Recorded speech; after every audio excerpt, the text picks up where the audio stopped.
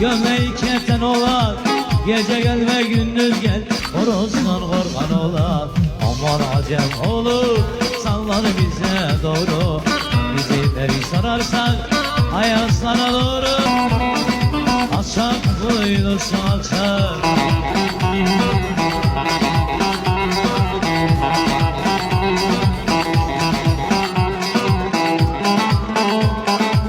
Sana küçük diyorlar, sana küçük diyorlar.